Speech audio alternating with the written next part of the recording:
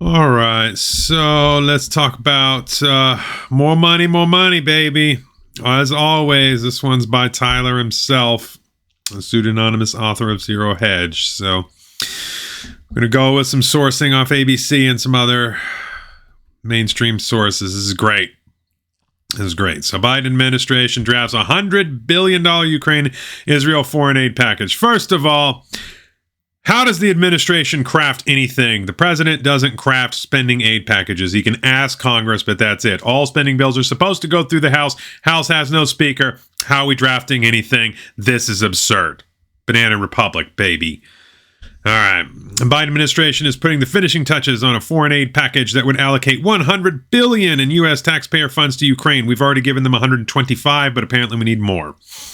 Israel and other top security priorities, according to ABC News, citing two people familiar with the details. Trump's border wall would have cost like $20 billion, and we've already given 6 times that to Ukraine, and we're going to give even more, but can't secure our own borders. According to the report, the bulk of the assistance will go to Ukraine, while roughly $10 billion will go to defense assistance for Israel. Now, let's make clear here. We give Israel $3 billion a year in aid, so we're giving them more than 3 times what we normally give them. Why? What does Israel need all the money for?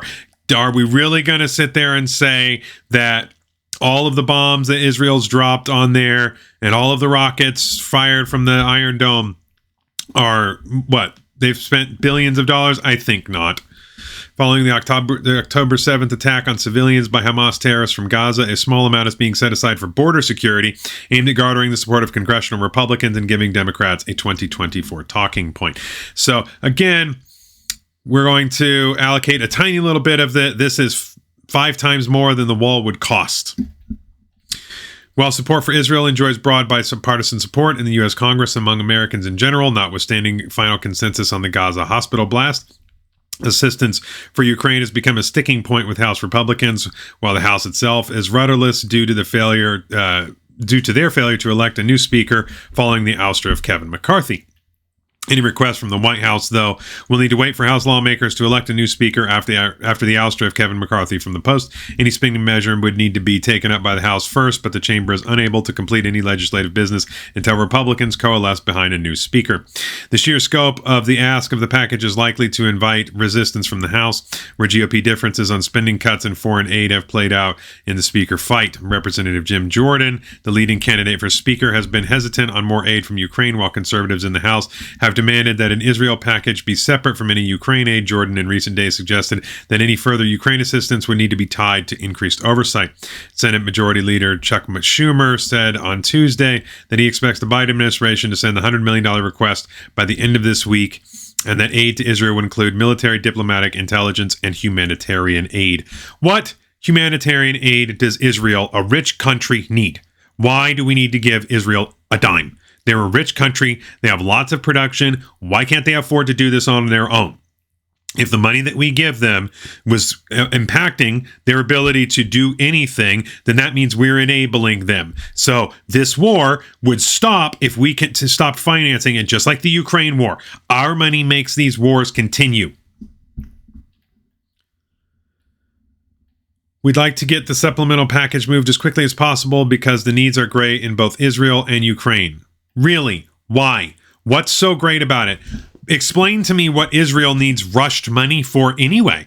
It's not as if Hamas is a serious military threat to Israel. The only thing that Hamas can do is fire off some rockets and some artillery. Artillery is short range. The rockets have slightly longer range. The Iron Dome has done quite a good job intercepting them. Even if the Iron Dome was not there, it would make no difference because the number of rockets that they're firing aren't going to cause the kind of damage that Israel's doing. Israel's wiping out all huge swaths of Gaza City. Like, it's just rubble in huge parts of it.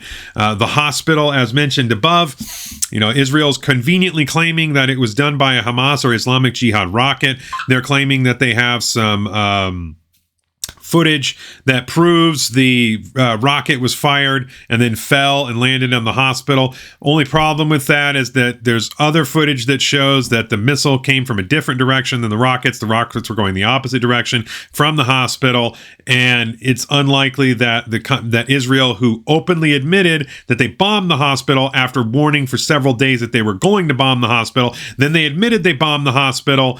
Workers have phone calls that show that Israel did warn people to not go to the hospital because they were going to bomb it. Then they bombed it, and then they said that it was unfortunate that Hamas has a military base there. After the blowback started to increase, Israel's like, no, we didn't do it. It was Hamas. Not surprising how that works out. Okay, so deeply worried about scorched earth. Yeah, I mean, there's not a lot left of of Gaza right now, and Hamas, they're gonna survive this. They're not. It's an idea at this point. It's not going away. So, what's the end game? What's the goal here? According to ABC News, several Biden administration officials are worried that hardliners in Israel are pushing for a scorched earth military response that would lead to a large number of civilian casualties. That's already happened, and that's a factual statement. And again, the jury is still out on the Gaza hospital explosion, which Israel claims was an errant Hamas rocket. When asked about discussions, White House spokesman John Kirby said they aren't advising the Israeli military on how to operate and that he expects civilians to be protected. Well, 2,000 plus are dead, so they're not doing that good of a job. Since almost the beginning here, we have been talking about how important it is for democracies like Israel and the United States. We are not a democracy.